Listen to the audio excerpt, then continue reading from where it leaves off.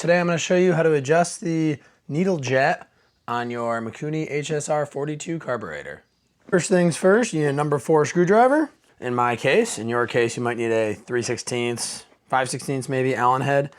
We're going to take the air cleaner housing off. If you've got one of these rubber pieces, pull that off. If your air cleaner setup's a little bit different, they're pretty easy to remove, so I wouldn't worry too much about that. Then we're going to get a 3/16 Allen. Put it on these 4 bolts. Once those bolts are off, just pull your filter off. Pretty self-explanatory.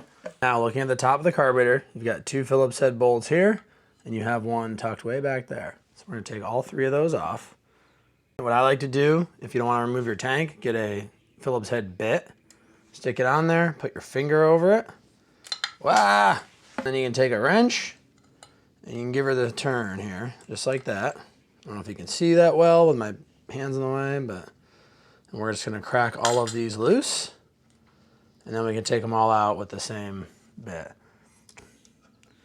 So we'll unscrew that back one. Now we will just simply go ahead and pull this cover off.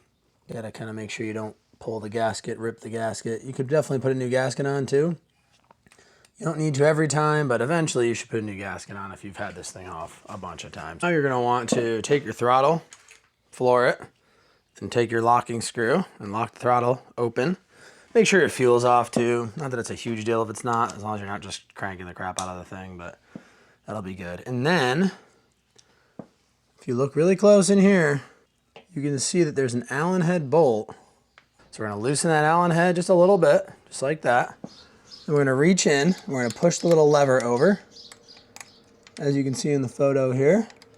And then, down the center of the carb here, you can see the needle jet. So I'm going to take my hand, and I really can't show you this because I got to get my fingers in there. But we're just going to lift up on the needle jet, kind of pinch it with 2 fingers and pull it up. And you'll start to see it come out the top. So just kind of get in there. And this technique you'll be better at this than other people, depending on some of the activities you do on the nights and weekends. And then there's your needle jet. I'm going to get a pair of pliers on this thing gingerly. Make sure we don't lose this. That would be very annoying. We've got the new needle set up.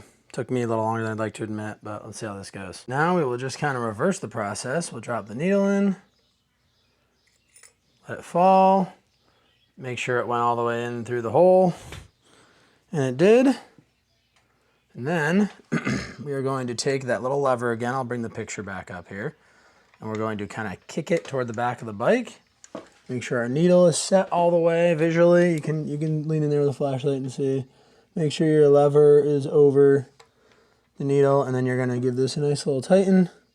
Don't go crazy on this. It's a pretty small bolt. You don't need to go super tight. Just enough to hold it in place. Visually check and see. We look good. And that's pretty much it.